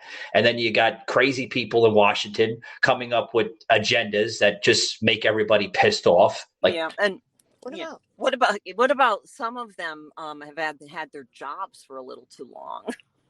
The ones that can never lose their job. I mean, come on. We've got term limits in Michigan to help alleviate that situation.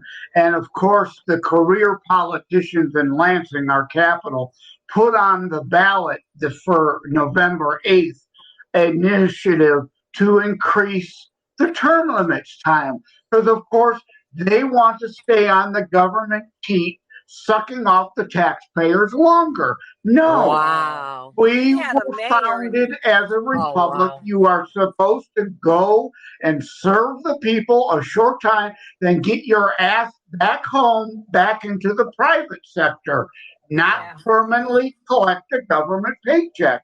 And that is part of our problem. Hey, Joseph, maybe it's time for you to move to the state of Florida, buddy. I love Florida here. I used to live in Georgia not too long ago, and I can tell you right now, what a great idea it was for me to move to the state of Florida. I'm like, you know what? What the hell am I doing in liberal Atlanta? Let me get the hell out of liberal Atlanta. Yeah. If I'm going to live in a liberal city, maybe I'll live in a liberal Orlando. Well, it's becoming somewhat conservative. Let's just say. Yeah, but a move from Georgia to Florida isn't quite so far or as big as trying to uproot from one of the utmost northern states to the utmost southern state. Yeah. Well, it's only Joan who moved. Jane's visiting me right now, but I moved because, Connecticut's too expensive, and it just so happened that our parents, they died within less than 2 weeks apart. It's like, are you fucking kidding me? Yeah. So that our bank accounts left the building, burying them. And so now I'm in their fucking condo and I like it. It's very nice. And I'm going to change my address to down here pretty soon. No, you're getting rid of, you want to get out of Connecticut? Jane does too. I do. Yeah. Yeah. Why? What's wrong with Connecticut? That's an awful lot of money. Our sister Lori would be very insulted because she and her family love Connecticut. And I think my son loves Connecticut, but I was honored to live in another state. And not that I'm going to rave about the other state, but it opened my eyes like, geez, Connecticut's not so good. And now Connecticut, it's very rich and very poor. Like the middle class is getting squeezed out of Connecticut. Yeah. I still have hope for Michigan if we could get Tudor Dixon elected on November 8th, because the current governor is Connecticut or California in Michigan, and we need to put an end to that. And back to the tax code, lower our tax rate so that people, family, and businesses, so that people have somewhere to work if they move here, can get back on track, and we can be a great state in the Great Lakes state tradition again. Yeah, Joseph, that's not going to happen, buddy. I hate to tell you, but it's not going to happen. You guys are trying to be conservative, and that entire city of Detroit is going to stay blue for a very, very long time. You know. I think I bought a car in Detroit. I think everybody bought a freaking car in Detroit at one time or another. Yeah, but mine was a German car, I think, and I remember the guy who picked it up for me said, "Geez, this isn't going well." That it was a German car in Detroit. Yeah. I once bought a car in Little Rock, Arkansas one time. Oh my God, what an experience that was. First of all, the guy was trying to sell me a lemon, and he was like, "This is the best running car in America today." I'm like, you sound like a 1960s car salesman. This is a piece of shit. Like there's paint peeling off the bottom of the bumper in the back. The tires are bald. How the hell is this the best running car in America? Yeah, this is the best running car in America. He sounded like the dude from Caddyshack. Like just with that voice. He's like, "This is the best running car in America," and I'm like, "This car's a piece of shit. I'm not buying this car. Hell no, I'm not buying this car." Yeah, I've owned two different Mitsubishis, an Eclipse, a convertible, very nice, and a Lancer, and they were both built in Kentucky. So, I mean, foreign doesn't necessarily mean foreign anymore. Well, right. Joseph, you know what they say with people in Kentucky, right? You can't go wrong with a hillbilly manufacturer, right? Right. And today I currently own a 2009 Pontiac Vibe, which is a joint venture with Toyota. Their version is the Matrix. So that joke went over your head. Because Toyota was involved, then had it just been a Pontiac. Joseph, that joke went over your head, didn't it? Yeah, I think it flew. It flew right over like a jet. Yeah. That's why he went into the next conversation. We love him. We love him on the show. Yeah, it is wonderful. It's very wonderful. I think that's a Mikeism word though, but Oh, you? It's not. What's that? You say wonderful? Oh, I say it's. Well, it's a Mikeism word. Yeah, I've been saying wonderful for years, and people think I have some type of speech impediment, but I don't. It's just the way I talk. This is how I express myself. I'm from New York. This is how we New Yorkers talk. You're so funny. The only reason we say it is because we swore so much. Every other word used to be fuck. So it got to the point where I had to start changing into a word, and I picked wonderful. I actually picked it. Oh. I was almost going to say, and please, I'm joking around with this. You guys don't have Tourette's or anything, do you? Because you say fuck. I think that maybe, who knows? Maybe I do, because they nicked something, guys. They definitely. You can't have 2 master's degrees in science and then not be able to recognize a drug rep in the office. So my facial recognition's off, but there might be something else off too. Yeah, didn't you tell me like in the first episode that drug reps or something at one time? Yeah, but it's other people too. Like there's security guards that live in my parents. They don't live here. In my parents' condo, they were very frightened, our parents. So there's a security guard downstairs. But Jane will always say, "Well, who was it? How the fuck do I know who it was? I don't know. It's my name. One lady's Nancy, then another. I don't know the other lady's name." Well, you know what they say. Ladies. You know what they say. Like if you cuss a lot, you're showing intelligence. The most intelligent people in this world cuss. So be proud of that. Oh, okay, good. Because our father, he used to call us his army buddies. Yeah. Actually, was he in the army? He actually said what you just said would have embarrassed one of my army buddies, because you know what, a lot of people don't like the word, and I'm so sorry if I say it, because I love the word cunt. I actually really enjoy the word. I think it's way better than vagina. I like it. Oh boy. Can I tell you a story about that? I'll just be brief with it, because we're gonna close it out here. If I ever used that word back in the day, oh my God, my mother would slap me upside two sides to Sunday. She would say, "You can say any word you want to say in this world. Fuck, ass, shit, bitch, dick, dickhead, anything.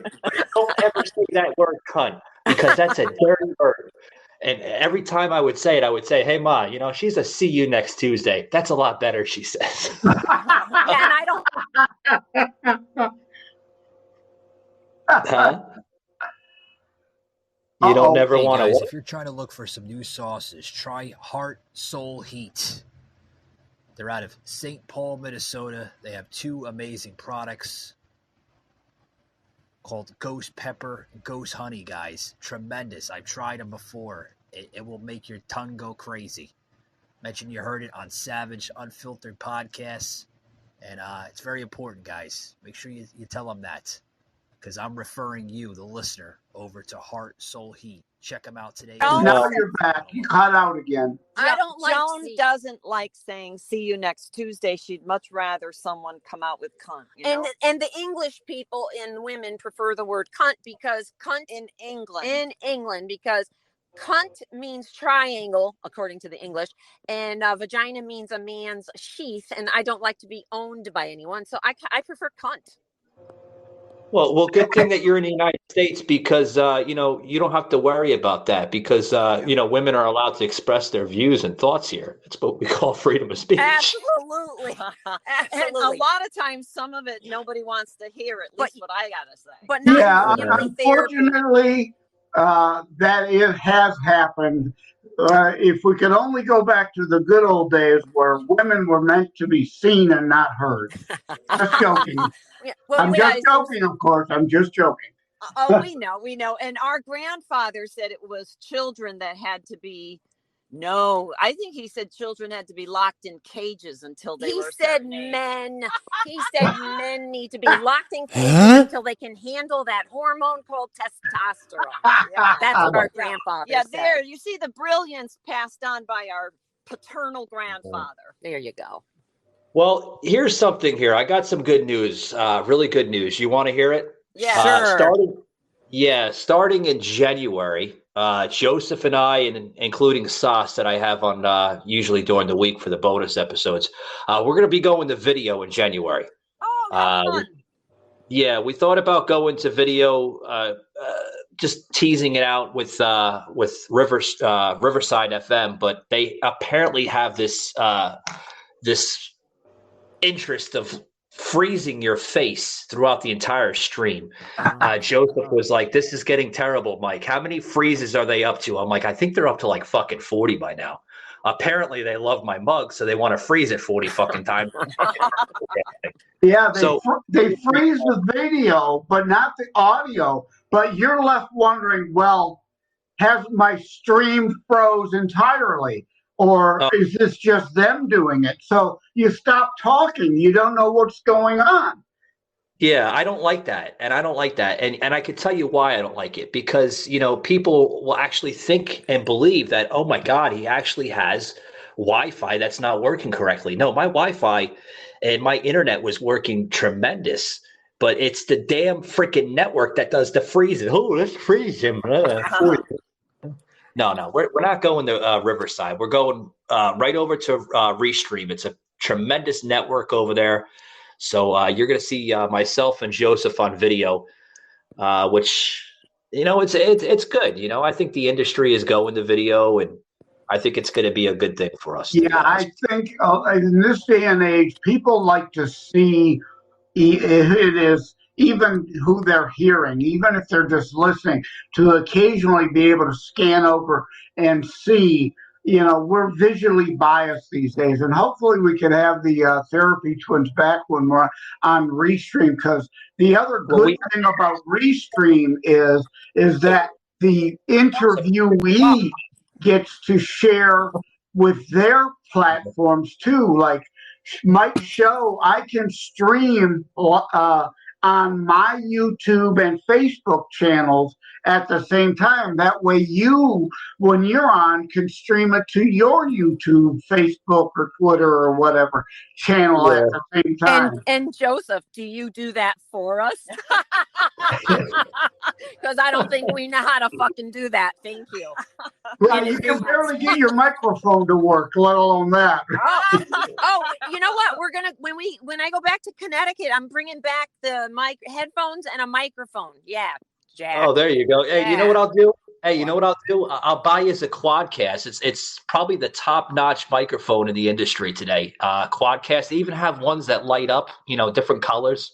It actually make you look nice on camera. It lights up pink and yellow. Anything that'll make us look nice. We're we would will be great. graciously say yes, even if you're Yeah, Jonah Jane, honestly, we're going to do the same thing. We got to get out of the 20th century and go to the 21st century. Yeah. Audio is great, but, video is where it's at. So Plus, communication is nearly all nonverbal, so that'd be really good. That is, you hit the nail on the head. Doing this audio is hard. We sometimes talk over each other.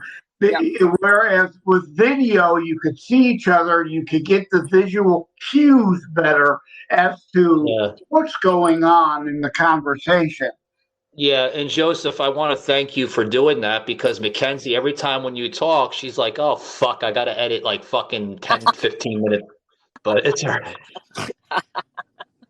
It's great. We'll do like an hour and a half episode like we're doing now, almost 2 hours. Well, it'll take us like, what, 8, 9 hours to edit? Joseph's like, is the fucking episode out yet? Is the episode out yet? No, fucking Joseph. We got to fucking edit everything. You won't let me fucking talk, man. Commas, period. Hey, sounds familiar. He's got the show all 7 days a week. Sometimes he's doing episodes. I only got these few chances, so I got to get my shots in while I can. Joseph, I give you too many fucking shots. It's the thing. No. Yes, thank you, Michael. You are really nice to me, and I do appreciate you having me on Mondays and Wednesdays. And today, this week, I'm even going to be on with you tomorrow. So you are very gracious. And while we joke about it, I want to express my appreciation. You're damn right I'm nice to you, Joseph. I put your trailer into your book. Not every episode, every other episode. I don't want to do it every episode because I think it'd be like, damn it, man, he's promoting his book like crazy. You're goddamn right I'm promoting his book. You're doing good with your book, Joseph. I'm proud of you, bud. But one day I'm going to have my book out. I don't know what the hell I'm going to call it. Probably Idiots and Dickheads. I was going with that. How about shut the fuck up? I would love to say that to some people. No, I like Idiots and Dickheads. We were going to go with that. It sounds like a really, really great title. Idiots and Dickheads. Yep, that sounds good. Joseph, you think that's a good title? Actually, it is probably pretty catchy. It will catch people, and then they may want to know, are you praising idiots and dickheads or criticizing them? So how about we can do both? Right. It's any given case. Right. Because, as nurses, I got to say, every time you either get the job or you go through your evaluation, they want to know your weaknesses and they want to know how you improved upon those or however, because I was never an English major. But yeah, I can actually, do other things as a nurse, but not speak correctly all the time. Yeah. Oh, yeah. You never know. But Jonah Jane, thank you very much for coming on. We're great to have you back on. We're glad the audio has worked better. Thanks, Toyota. After all they said, I think it again would have been better if they were just seen and not heard. Oh, that's terrible. Hey, Uncle Joe. Hey, Uncle like Joe. That of me. Yeah. That's known as a comedy callback. Yeah, Jack. Okay. Thank you. Anyway, thank you for tuning in. Jonah Jane, you guys can find them all over the place. Their website, thetherapytwins.com or therapytwins.com, right? There's no right? There's no but they'll find us either way. Yeah, just Google search Therapy Twins. They're all over the place in a good way, not a bad way. But anyway, guys, thank you very much for tuning in. And you ladies have a good rest of your weekend there in sunny South Florida. Thank you, Michael. Bye, Michael. Bye, Joseph. Bye. Take care, Bye-bye. Dawn and Jane. It was great officially finally meeting you. Wonderful. Ditto. Take it easy. Okay. So, Joseph, what'd you think of the Therapy Twins, buddy? Yeah, it was great. I listened to the episode you had them on that was working before the disaster when we tried to talk to them last. And I enjoyed that episode and encourage people to go back onto Anchor and view all your past episodes.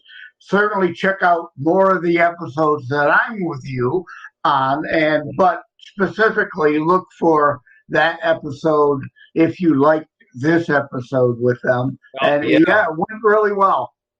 Oh yeah, really well. Joseph, hold that thought, buddy. I have to get this in because if I don't, they're not gonna pay my damn podcast anymore. Anyway, guys, I want to say thank you to a new sponsor here we have on the show, Heart Soul Heat, with their amazing products from the makers of Rahua Benavadis.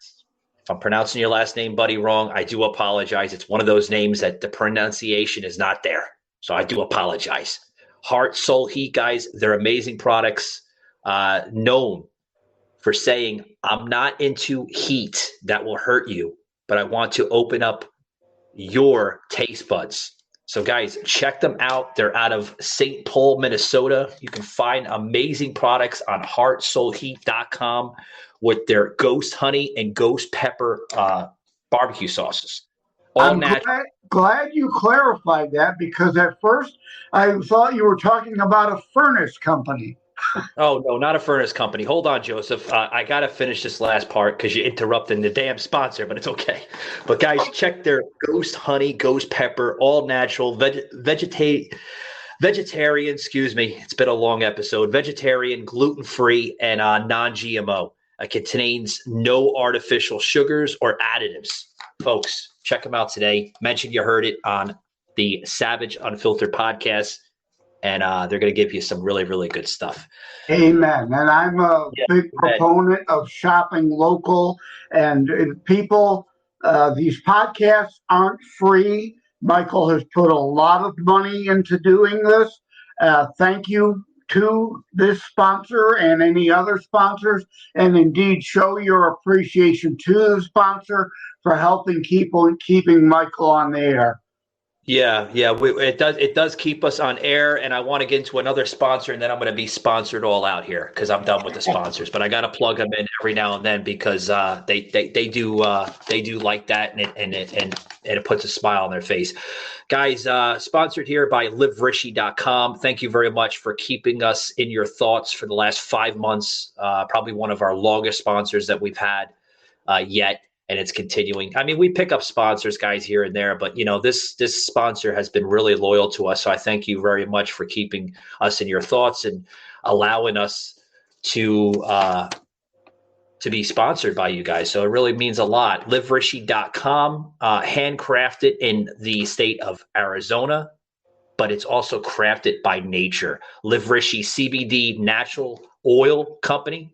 Has been around for years. Hit that promo code Savaged Army for 20% off. That's right, guys. Remember, use this the promo code, which is a new one. We had Savaged Unfiltered for months, but they made us change it. So it's now Savaged Army for 20% off your entire order. Great stuff, guys. Joseph, I'm about ready to close it up, buddy. Anything else you want to bring into the conversation? No, just want to again reiterate thank you to these sponsors because it is important. There's that comedy, Only Murders in the Building with Steve Martin and that. And they do a podcast in the show and they joke about the whole issue with sponsors and that too. But indeed, in all seriousness, thank you to them. It is important. And please not support, please invite yourself into these sponsors' products to let them know that we appreciate them and their appreciation of Savage Unfiltered. Oh yeah. One more thing too. I forgot. I was going to say it earlier in the show, but I got to get this out. I want to thank a couple podcasts, hosts, and shows coming up here, guys. What the hell is it? The first week of November, I'm going to be on the show He Said She Heard podcast, which if you listen to this episode, the Therapy Twins happen to have the opportunity to be on that show. So Mr. Mike Fox has reached out to me. So thank you very much. Hat tip to you, Mike Fox, for allowing me the opportunity to be on your show next month. I'm going to be looking forward to it. Also, too, this week, guys, I'm going to be on the Yogi Podcast Network through the show, The Nightly Rant. So thank you for the opportunity for me to come on your show. I really appreciate that, for allowing me the opportunity. So check out that show through the Yogi Podcast Network, which is a really, really big network, guys. So it's an honor to be on their show. Also, too, guys, we are going to be on another show. I just forgot the damn name of the show because it's still in the works. Oh, there's that hurricane brain again. No, Joseph. There's a show that we're in the process of. We're still waiting for them to confirm it. Mackenzie shot out like 5 fucking emails, and they still haven't. They've been failed to anon to receive it. And I don't think it's the hurricane brain. I think I'm just getting old. I'm hitting those 40 mark, and I think that's what they say. When you get to be 40, man, everything kind of slows down a little bit. But I hope not. I hope not. Well, I thought I turned 60 this year, so you're still wet behind the ears in my terms. Yeah, I guess so. I thought you get this when you're in your 60s, right? I hope not. Well, I don't know, maybe. Again, not being a doctor, but playing one for this episode, it does seem, it varies for everybody. But yeah, I mean, as we get older, obviously, the brain does start to definitely slow down and other issues. So it's different when it kicks in for different people. Yeah, I don't have dementia or nothing like that, folks. But I just remembered. It's the Fraser Chronicles. Yeah, we're gonna be on his show this week on the 22nd. He does pre-recording, so look out for that. Probably like the next day or the day after that, the 23rd or 24th. Yeah, the Preacher Man. We just talked to him the other day. Not coincidentally, in that Therapy Twin episode that went to hell in a handbasket, he came in at the last minute. So that was a great show. I'm glad you remembered it. He was a preacher, man. He saved the show. He came right into the last minute. Mackenzie shot him an email and they're like, hey, but Joseph, he wanted to come on the show. He had intentions to come on the show. He was like, I want to come on your show. Your show is tremendous. I was like, you were on my show before. You want to come on again? Great. Okay, come on.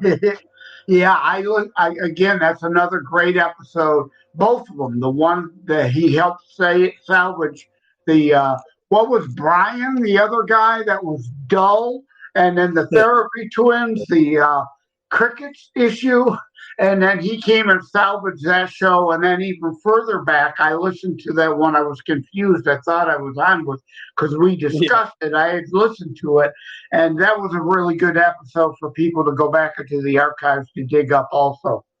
Yeah, it's a huge library. You're talking about Brian. The hello, Brian. Yeah, like that Brian. Yeah.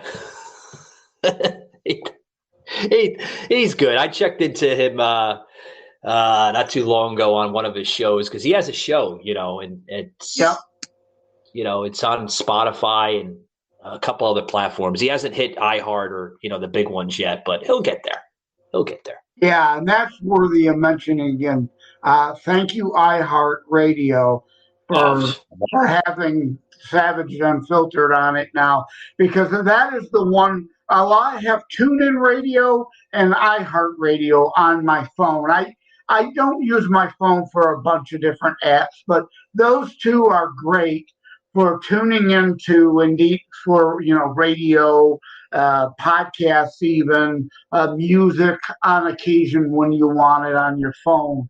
And that. Joseph, do you have to wait a long? I'm always curious about iHeart. Do you usually have to wait a long time for the episodes to launch? I haven't paid attention lately, so I really can't answer. Yeah, because I noticed that Spotify is usually the first that gets launched, and then shortly after Spotify, I know it's Apple and Amazon Music, and then because a lot of the listeners that tune in now, they're like, "Why is it taking like an extra day and a half for iHeart to launch the episodes?" I'm like, "Listen, Mackenzie and I, we do not have the power to that. It's all through Anchor. When Anchor FM, when we upload it to Anchor FM, the recording." Anchor FM does all the launching. We don't do any of the launching. So I just want to clear that for you folks that we don't have the power to launch it and the speed of the launching.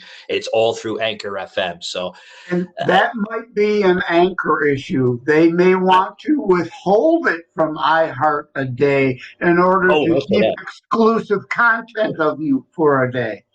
Yeah, I don't think it is. I don't think it's Anchor because I'm told Anchor FM is one of the fastest throughout the entire industry. Of course, there's other ones. Riverside FM is a sister company of Anchor, but Anchor is literally Spotify's company. Spotify bought out Anchor like 7-8 years ago when it was a small little independent company. But that's what I'm told. I'm told Anchor is the fastest out of all of them. Of course, you have a Cumulus and you have Westwood One and all the other networks out there, but Anchor is like usually the fastest. So maybe it's just an iHeart thing. Yeah, maybe a lot of our area is Salem. Yeah. Salem Broadcasting is good. I like them. But yeah, I mean, the content we do, thankfully, doesn't go stale a day or even a lot of it a week, a month, potentially a year later. Oh, yeah. Trust me, Joseph. The ones that I first came out with when we were known as the Kitchen Angle podcast, and then shortly after that, it was Patriot Angle. I have listeners right now tuning into episodes that were like 2 years ago. And I'm like, man, I did that like 2 years ago. Thank you for your support. But what'd you think? Oh, it's wonderful. I'm like, oh, man, I sucked back then. Like I was doing a lot of like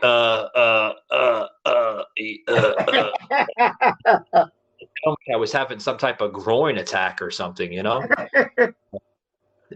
But it's been good. Nice little almost 2-hour mega episode today, which I think we're going to call it the mega episode, one of the mega episodes. But you got to be proud of me. Joseph, hold up. You have Savage Breeze, and then you have mega episodes. Yeah. I was going to say, you got to be proud of me, man, because I've done this whole episode without a bottle of water. I usually have a bottle of water with me, but yeah. What about the notes, though? Every great podcaster needs notes. I'm not scripted. I don't read off of a teleprompter in front of me, but you always have to have notes to know who the hell you're talking to. Yep. I agree. Joseph, I'm not a fucking genius, man. I don't know everything about all these people. I don't know where they were born, with the type of car they drive, the color of the house. Well, yeah, that's another comedy callback, throwback to an episode that I was teasing Mike about losing all respect for him since he needed notes. It's just a joke, just joking around, having fun. We all need notes. And like you say, especially as we get older. Yeah, so I want to do one more announcement, then we're closing out because no more announcements. And drive you people crazy with announcements. Guys, tune in tomorrow on Soslin's show. We're going to have a Sports Tuesday, which I'm a part of now every Tuesday.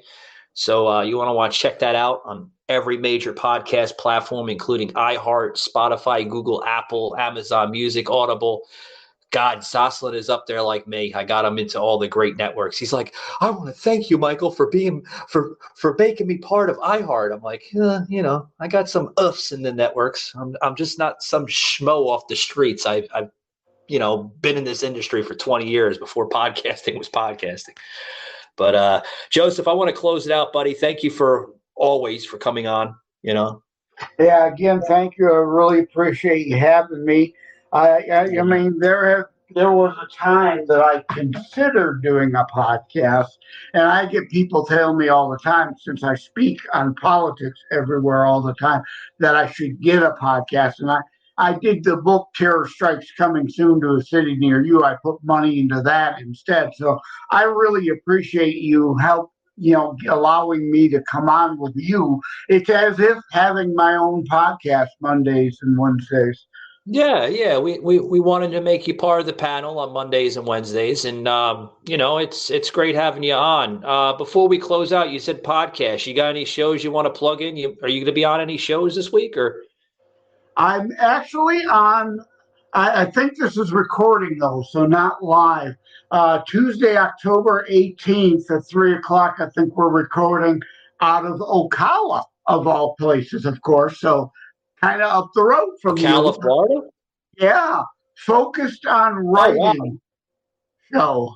Yeah, it's about an hour north of me. Yeah, heading towards almost Georgia area. Yeah, I know where Ocala is. Yeah, I've been to Ocala. I was in Ocala for a couple weeks back when I worked in the IT for Kmart Corporation. Of course, they have no stores or warehouses left anymore. But yeah, Ocala is a nice place. They got them little lizards by the bazillions running around. I love them little lizards. I hate pimento bugs down there, but I love the little lizards. the little geckos, but you're not going to like the big giant lizards that look like dinosaurs down in Fort Lauderdale. Oh my God. Joseph, I got to say this one story and then I'm closing it out because I'm tired.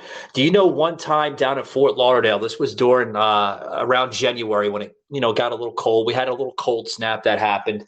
And what happens is they freeze up and they become rock solid. And if the thing falls on you, oh my God, it can give you a concussion. Well, it fell on my shoulder and I wound up having to go to the hospital and spend 3-4 days in the hospital. I dislocated my left shoulder and it was, oh my God. It was, oh yeah. The doctor was like, what happened to your shoulder? I said, I got attacked by a lizard. He said, what? I said, the thing fell from me from a freaking palm tree. It fell off the palm tree and it fell on top of my shoulder. It sounds like biblical apocalypse. Frozen lizards falling from the sky, kind of like the Exodus, frogs falling from the sky. Yeah, it was, it was right in East Las Olas, which is a part of downtown Fort Lauderdale. And, there's people looking at me and everything, laughing. And of course, they get their cell phones out and they got to, film it and stuff and get their 5 minutes of social media fame.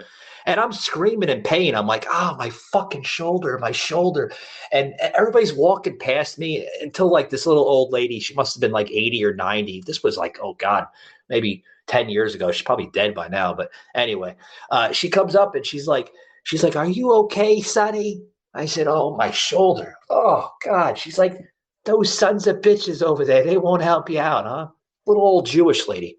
She actually called the paramedics for me and the EMS, and they came and everything. They're like, "What happened?" I explained the story. I'm like, "Oh, I got attacked by a lizard. It fell off the palm tree." They were laughing their ass off, of course, because it was humor, but story. All right. Well, okay. I know you got to wrap up, and I got to run. I'm scheduled to make meatballs for dinner at my sister's house today, so I've got to get going too. All righty. All right, guys. Remember to hit that like and follow button and be considerate. Leave 5 stars on Spotify. Greatly appreciate it. All right, guys. Thanks very much.